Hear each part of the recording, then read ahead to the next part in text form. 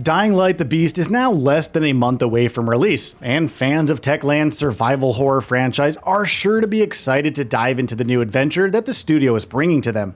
With Kyle Crane returning as the protagonist here, taking over from Dying Light 2 Stay Human's Aidan Caldwell, the Castor Woods are sure to bring new terrors and narrative twists to the table. So if you're thinking about picking up a copy after the latest Gamescom 2025 showcase, but are on the fence about forking over your hard-earned cash, watch on to see if this one's going to be a good fit for you. So without further ado, let's dive into a few things that we think that you should know before you buy Dying Light the Beast. Number 1. New levels of realism. Techland has pulled out every trick up its sleeve to make the Castor Woods look and feel like a real-world setting, complete with varying biomes and a lot of attention to detail. It's a frankly astounding level of detail here, made all the more amazing with the revelation that several references and in-game objects were crafted from personal possessions of the studio's team. The Gamescom 2025 showcase featured a blanket that belonged to an employee's grandmother, a wholesome way to make the team behind this gorgeous open world a part of the adventure that they handcrafted. They further elaborated on how several locations in the game are places that many of the studio's people actually grew up in, a facet that lends both authenticity and credibility to the overall experience. Number 2, the Volatiles are quite, well, volatile. The game's trademark day and night cycles are making their presence felt in the Beast, with zombies here known as volatiles that can be quite a threat if you take them on unprepared, which you shouldn't. Not only are they stronger and faster than normal zombies in the game, but they're also quite intelligent in how they deal with your presence. They don't let you get away as easily as their lesser counterparts, and they can hunt you down with their heightened sight and smell. Making things worse is the fact that they're also quite good at parkour, and can easily keep up with even the most skilled players. The Beast is certainly living up to its name as far as its threats are concerned. Number 3, a beast of your own. Speaking of beasts, Kyle's beast mode could be more than just a Hulk-esque transformation that gives him an edge in combat. While that's certainly part of the attraction here, the developers were quite enthusiastic to point out that the beast mode could come with a lot of utility that could have you wondering about the right time to activate it in any given situation. The boost it gives to Kyle's abilities could also let him reach otherwise inaccessible areas in the world, uncovering secrets and perhaps upgraded weapons to gain an advantage over his foes over the course of his adventure. He's also slated to gain more control over it as his adventure progresses, potentially mirroring the previous game's narrative struggle of embracing power versus trying to preserve his humanity. Number 4, you and your army.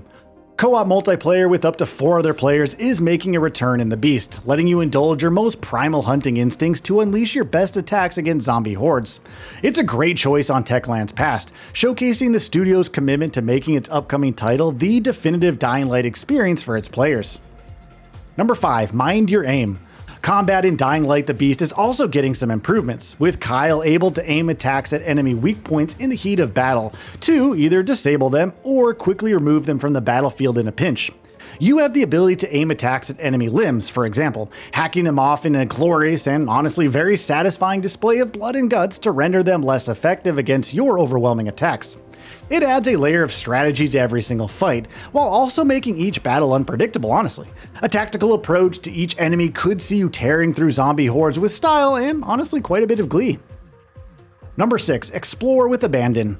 Considering the size and scope of the Castor Woods, the Beast features a reworked stamina system which factors in Kyle's new abilities. You don't lose stamina when you're out and about exploring the world, using your parkour skills to traverse it and explore every nook and cranny that it has to offer. However, you still need to manage your stamina in the heat of battle, making the Beast a very intuitive experience that doesn't limit you in ways that ruin the experience overall. The new stamina system is a great way for the game to play to its strengths on every single front. Number 7, watch out for the weather. Another facet of the Beast's attempt to bring an authentic and immersive experience to the table is the manner in which its weather systems affect its gameplay loop. You're going to have to keep an eye on the conditions in which you take on zombies, and use the best tools for every situation in order to, hopefully at least, emerge victorious.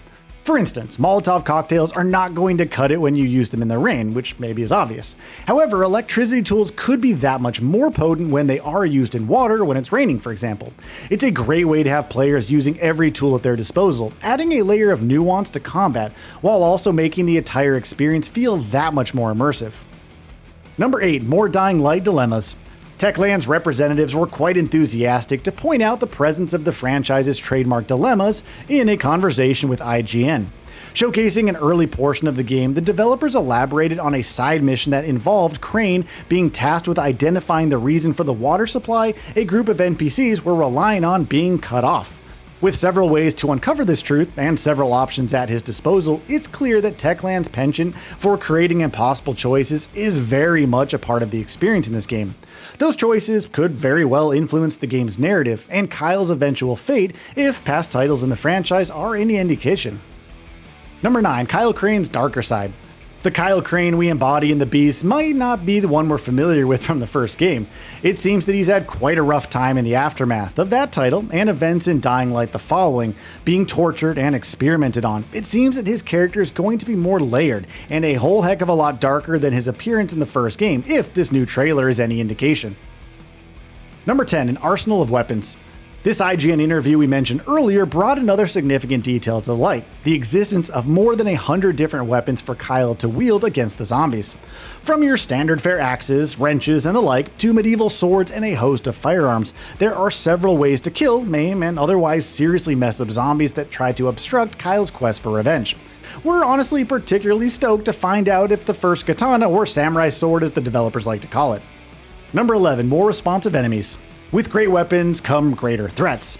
The zombies you'll have to face down don't just rely on their strength and numbers, with Dying Light the Beast bringing a lot of nuance to how its threats respond to your presence in the Castor Woods. Expect zombies to react to signs of your presence, such as the sound of a firearm being discharged, and to try and pursue you once they know you're in the vicinity. It's a system that could work very well with the new combat mechanics, weapon variety, and of course beast mode to bring a lot of tension and exhilarating fun to your time with the game.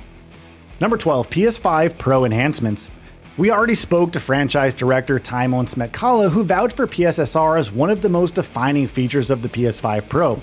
That same conversation also highlighted his enthusiasm to make the most of PS5 Pro's advanced capabilities, to make the Beast a literal beast of an experience on Sony's gaming powerhouse. While there's a lack of information on how the console's prowess is going to be used to elevate the experience at the time of writing this, we do expect those improvements to be quite significant, honestly. Number 13. Dialing back the RPG trappings. Despite the presence of a rather large open world, it seems that the story in Dying Light the Beast could be more linear than the one on offer in Stay Human, allowing Techland to present a story that's more focused on Crane's quest for revenge, that could effectively tie the franchise's disparate narratives together.